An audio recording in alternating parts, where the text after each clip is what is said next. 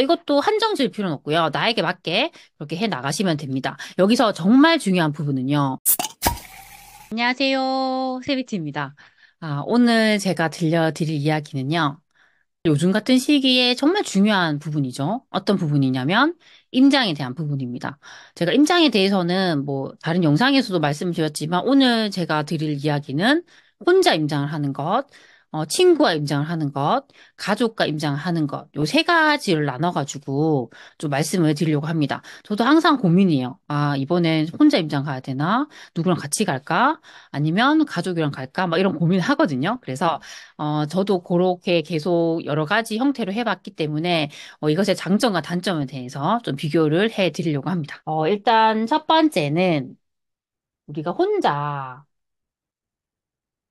임장을 하는 방법이죠. 근데 혼자 임장을 하면 사실 제일 편하긴 해요.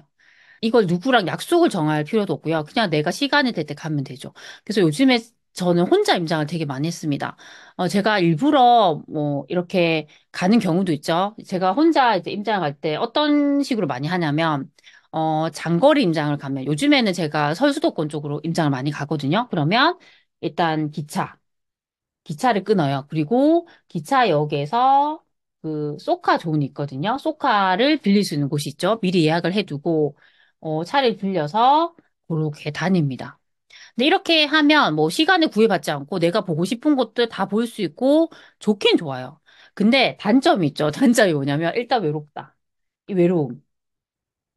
그리고 뭔가 심심하죠. 뭔가 누구랑 친구나 아니면 가족 쪽에 가면 중간중간에 밥도 같이 먹고 차도 마시고 이렇게 할 수 있는데 외롭더라고요. 그리고 또 힘든 게 있죠. 왜냐하면 혼자 이렇게 운전을 하면서 또 지도 찾아서 아파트도 입력해야 되고 막 하잖아요. 사진도 찍어야 되고 그걸 내가 다 해야 되는 거죠. 정신이 없습니다. 정말. 그 길도 내가 잘 아는 길도 아니고 초행길인데 막 그걸 찾아가야 되죠. 그러니까 그런 부분들이 좀 힘들더라고요. 그렇죠? 그래서 혼자 임장을 하면 당연히 좋은 점도 있지만 좀 이렇게 힘든 점도 있다라고 좀 말씀을 드리고 싶습니다. 그리고 저는 혼자 임장할 때 또 이렇게 기차를 타고 뭐 소카를 빌려서 가는 방법도 있지만 요즘에는 어떻게 하냐면요. 그냥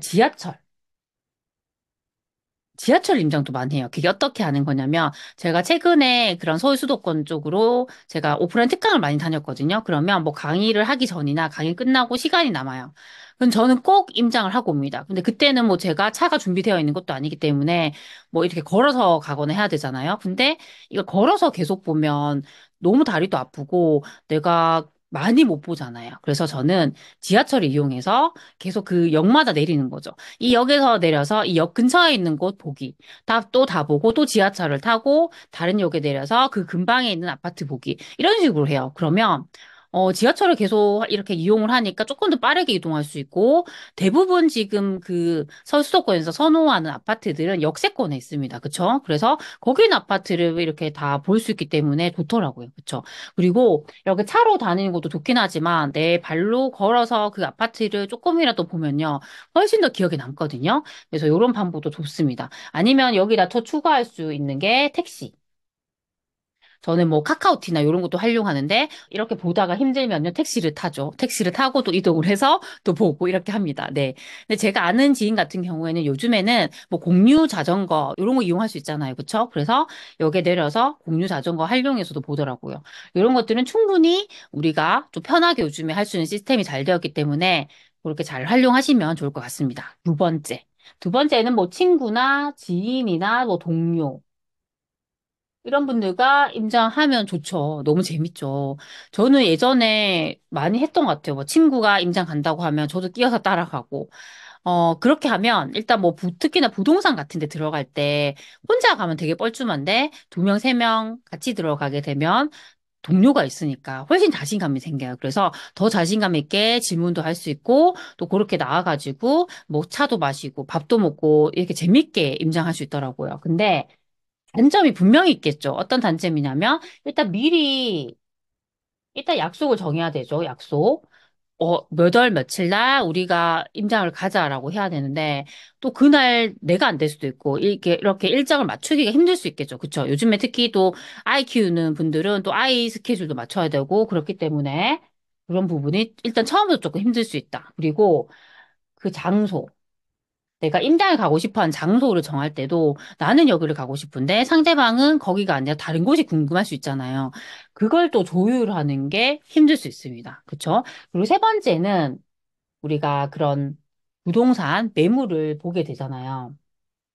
그냥 아무 생각 없이 그냥 부동산 한번 들어가 보자 해서 부동산 들어갔는데 소장님이 어떤 뭐 금매라고 해서 막 소개를 해줘요. 딱 들어봤더니 너무 괜찮은 거예요. 근데 나도 이걸 괜찮게 생각하는데 같이 온 동료도 이 매물이 너무 좋다고 생각하는 거죠. 그러면 거기서 사이가 틀어질 수 있는 거죠. 그쵸? 그래서 요런 부분 좀 이게 예민할 수 있는 부분이죠.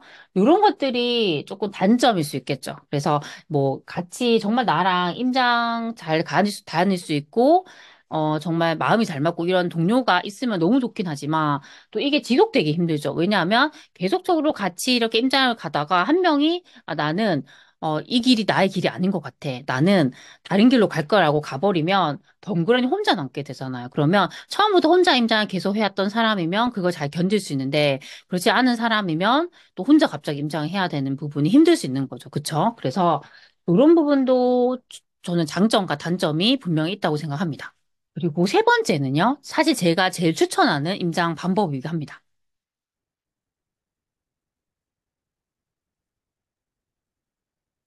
가족 임장.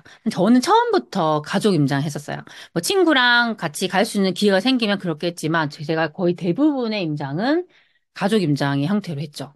그렇게 했던 이유는 제가 워킹맘으로 계속 살았기 때문에 직장 생활을 계속 했거든요. 제가 쓸 수 있는 시간이 주말밖에 없었어요. 근데 평일에 아이들과 못 놀아주는데 제가 주말마저 임장 간다고 혼자 가버리면 아이들과 놀아주지 못한다는 부분이 제가 되게 미안하더라고요. 그래서 저는 이 임장이라는 것을 내가 어떤 여행의 우리 가족 여행의 형태로 바꿔버리자라는 생각을 했습니다. 그래서 우리가 임장을 가지만 어차피 그 지역에 가도 뭐 맛집이 있고 조금 더 즐길 거리가 있고 아이들이 체험할 게 있잖아요. 그런 것들을 이 임장 코스에 다 넣었죠. 그래서 제가 좀 임장을 할 곳들을 계속 보고 중간중간에 아이들과 맛있는 것도 먹고 이렇게 조금 체험할 것도 체험하고 그렇게 했습니다. 그렇게 하다 보니까 이 임장을 가는 것을 아이들이 되게 좋아했어요. 제가 저희 둘째 아이 거의 5살, 첫째 아이 거의 7살, 거의 요때부터 임장을 계속 같이 했거든요. 그러니까 지금도 아이들이 거의 이제 중학생이 되고 막 이런 나이가 되었는데도 임장 가는 걸 너무 좋아해요. 네. 그래서 이것도 잘 활용하면 좋아요. 그리고 만약 부부가 같이 갈 수 있다고 하면요. 되게 좋은 점은 남편이 운전을 해줘요. 그러면 한 명이 운전을 도맡아 해주기 때문에 다른 분은 뭐 내가 가야 되는 아파트를 바로바로 찾아가지고 볼 수 있고요. 이렇게 임장을 가다 보면요. 만약 혼자 이렇게 운전을 하면 주차할 곳이 마땅치 않은 경우도 있어요. 그쵸? 근데 배우자가 누가 운전을 해주면 거기에 내려주면 나는 빨리빨리 그 현장을 걸어서 볼 수 있고 배우자는 또 주차할 곳을 별도로 찾아가지고 다닐 수 있고 이렇게 시간을 되게 줄일 수 있죠. 그쵸? 그래서 그런 부분이 되게 좋다고 생각합니다. 그리고 또 좋은 점은 어떤 약속을 미리 정할 필요 없죠. 일단 가족이기 때문에 웬만하면 주말을 함께 보내잖아요. 그러면 아침에 일어나서, 내가 오늘 여기 임장 가고 싶은데 같이 갈래? 라고 해서 그냥 남편만 오케이 하면 같이 갈 수 있잖아요. 그쵸? 그래서 이런 식으로 우리가 좀 잘 활용한다면 우리가 임장도 할 수 있고, 가족 여행도 할 수 있고, 거의 일석이조의 효과를 볼 수 있지 않나라고 생각합니다. 네. 그래서 저는 지금도 가족 임장을 많이 하려고 합니다. 네. 많이 하려고 하고요. 또 이렇게 하면서 아이들도 되게 많이 배우게 되더라고요. 우리가 특히 이제 학교에 다니게 되면 학교에서는 그런 동공부나 경제에 대한 부분은 직접적으로 이렇게 알려주진 않잖아요. 근데 엄마랑 아빠랑 같이 이렇게 임장을 다니면서 현장에서 이런 뭐 아파트도 보고 상권도 보고 입지도 보고 엄마 아빠가 하는 이야기도 듣고 하면 아이들이 저절로 그런 부동산이나 재테크나 이런 데 관심을 갖게 돼요. 그래서 우리가 이렇게 돈을 들고만 있는 게 중요한 게 아니라 이 돈이라는 것은 굴려야 되는 거구나. 그럼 나중에 내가 뭐 내 집을 산다 했을 때 어떤 곳에 집을 사야 되고 그런 것들을 아이들이 저절로 자연스럽게 배우게 되더라고요. 그렇죠? 그래서 저는 사실 가장 추천드리고 싶은 것은 가족 임장입니다. 오늘은 제가 그 임장의 형태에 대한 좀 이야기를 많이 드렸습니다. 혼자 임장을 가는 것. 친구와 가는 거, 가족과 함께 가는 것에 대한 부분인데요. 근데 이것도 중요하진 않습니다. 왜냐하면 내 상황에 맞게 해야 되죠. 내가 혼자 가는 게 편하면 혼자 가시면 되고요. 내가 친구랑 가는 게 편하면 친구랑 가면 됩니다. 그렇죠? 그래서 이것도 한정 지을 필요는 없고요. 나에게 맞게 그렇게 해 나가시면 됩니다. 여기서 정말 중요한 부분은요.